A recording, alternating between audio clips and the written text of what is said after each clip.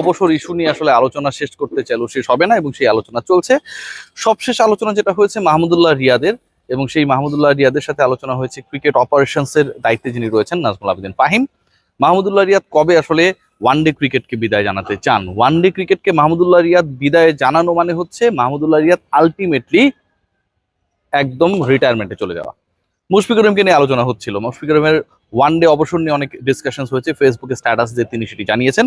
কিন্তু মুশফিকের সাথে মাহমুদুল্লাহর ডিফারেন্সের জায়গাটা হচ্ছে মুশফিক কিন্তু এখন পর্যন্ত ইন্টারন্যাশনালি রিটায়ার ক্রিকেটার না, কারণ তিনি টেস্ট ক্রিকেটে এখনো এভেলেবেল। সো মাহমুদুল্লাহ রিয়াদ তিনি যদি অবসর গ্রহণ করেন, অবসর যদি সুযোগ নেই, তিনি অবসরের সিদ্ধান্ত নিয়েছেন অলরেডি, বাংলাদেশ ক্রিকেট বোর্ড সেটা কনসিডারেশনে নিয়েছে। তিনি যখন অবসরে চলে যাবেন এরপর কিন্তু মাহমুদুল্লাহ রিয়াদের আর কোনো ইন্টারন্যাশনাল ক্যারিয়ার বলে থাকবে না, টেস্ট এবং টি-20তে তিনি বিদায় নিয়েছেন।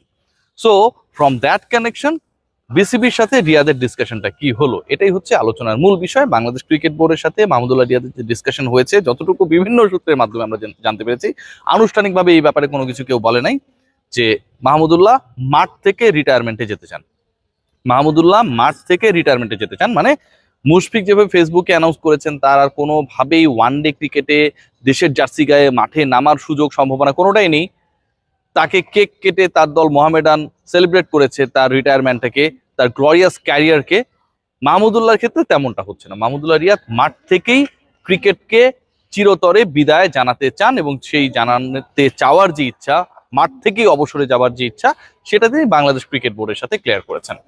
এরপরে ঘটনা যেটা ঘটেছে, এরপরে আলোচনার পয়েন্ট যেটা, সেটা আসলে কবে ঘটতে যাচ্ছে। বাংলাদেশ দল ওয়ানডে খেলবে, হোমে অনেক লেট রয়েছে সেটা, এবং সেটা হচ্ছে মোটামুটি জুলাই অগাস্টের ওই দিকটায়।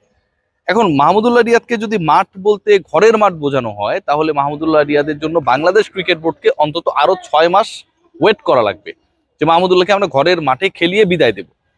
এখন এই 6 মাসের মধ্যে হোমের বাইরে অ্যাওয়েতে যে সিরিজগুলো রয়েছে সেগুলো থেকে মাহমুদুল্লাহ রিয়াদকে Bangladesh cricket board, BCB, selection panel, cricket operations জাতীয় দলে এভেলেবেল রাখবে। এটা কিন্তু একটা বড় প্রশ্ন যে মাহমুদুল্লাহ রিয়াদকে যদি আমি হোম অফ ক্রিকেট থেকে, ঘরের মাঠ থেকে বিদায় দিতে চাই, তাহলে ইন বিটুইন এই যে সময়টা অ্যাওয়েতে যে খেলাগুলো হবে, ওয়ানডে ফরম্যাটে খেলাগুলো হবে, সেখানটায় মাহমুদুল্লাহকে আমরা এভেলেবেল রাখবো কি রাখবো না, নাম্বার 1 পয়েন্ট। নাম্বার 2, মাঠ থেকেই যেহেতু বিদায় জানাতে চায়, মাঠকে যদি আমরা কমন ধরে নিই, তাহলে যেই খেলাটাই নেক্সট ওয়ানডে ম্যাচ হিসেবে হবে, বাংলাদেশ যেটাতে মাঠে নামবে, মাহমুদুল্লাহকে কি সেই ম্যাচটা খেলিয়েই, সেটা হোমে হোক অ্যাওয়েতে হোক, আমরা বিদায় দেবো কিনা, এই জায়গাটায় বাংলাদেশ ক্রিকেট বোর্ড আটকে আছে। বাংলাদেশ ক্রিকেট বোর্ডের যে পরিকল্পনা, সেটা হচ্ছে মাহমুদুল্লাহ যেহেতু মাঠ থেকে বিদায় জানাতে চায়, তার সেই চাওয়াকে রেসপেক্ট করে মাহমুদুল্লাহকে মাঠ থেকেই বিদায় জানানো। আর মাহমুদুল্লাহ যে চাওয়াটা cricket board, cricket operations chairman শুনেছেন, এটার এগেনস্টে তারা সেই পার্টিকুলার অ্যাকশনটা নিতে চান, যেখানটায় মাহমুদুল্লাহ রিয়াদ অন্তত আরো একটা ইন্টারন্যাশনাল ম্যাচ খেলবেন। এটা একাধিকও হতে পারে, 3 ম্যাচ সিরিজের লাস্ট ম্যাচও হতে পারে, কিন্তু অন্তত আরো একটা ইন্টারন্যাশনাল ম্যাচ তিনি খেলবেন, যেখান থেকে মাহমুদুল্লাহ রিয়াদ তার অফিসিয়াল ওয়ানডে রিটায়ারমেন্টটাকে অ্যানাউন্স করবেন। সো এটাই হচ্ছে নিউজ মাহমুদুল্লাহ রিয়াদের ব্যাপারে। Bangladesh cricket board they have taken their decision যে তাকে মাঠ থেকেই বিদায় জানানো হবে। মাহমুদুল্লাহ রিয়াদও অ্যাগ্রিড যে তিনি মাঠ থেকেই বিদায় নেবে, তবে সেই দিন ঘন্টা এখন পর্যন্ত ডিসাইডেড না। মাহমুদুল্লাহ রিয়াদের বিদায়ের যে পরিকল্পনা এবং বাংলাদেশ ক্রিকেট বোর্ডের এই ইস্যুতে মোটামুটি ফাইনালি যে একটা স্টেপ, আমরা পঞ্চপাণ্ডবের শেষ পাণ্ডব আমরা বলতে পারি মাহমুদুল্লাহ রিয়াদকে, কারণ বাকিরা তো কেউ খুব একটা ওয়ানডেতে এভেলেবেল নাই এখন। মাশরাফি নেই, সাকিব নেই, তামিম নেই, মুশফিকও নেই।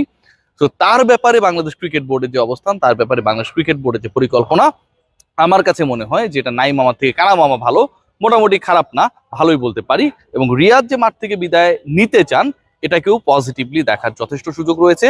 বাংলাদেশ ক্রিকেট হিস্ট্রিতে মাহমুদুল্লাহ রিয়াদ একজন কিংবদন্তি, স্ট্যাট না। তিনি যেভাবে চ্যাম্পিয়ন্স ট্রফিতে বাংলাদেশকে সেমিফাইনালে তুলেছিলেন, যেভাবে 50 ওভারই ওয়ার্ল্ড কাপে বাংলাদেশকে কোয়ার্টার ফাইনালে তুলেছিলেন, যেভাবে দল থেকে বাদ পড়ার পরও কামব্যাক করেছিলেন, তারপরে ওয়ার্ল্ড কাপে সর্বোচ্চ রান করেছিলেন, দেশের হয়ে একমাত্র সেঞ্চুরিটা তিনিই করেছিলেন, সেই মাহমুদুল্লাহ রিয়াদকে আসলে বাংলাদেশের ক্রিকেট আজীবন স্মরণ করবে। তার বিদায়টাও তো স্মরণীয় হয়, বাঞ্ছনীয়। সবাই ভালো থাকবেন, টেক গ্রেট কেয়ার।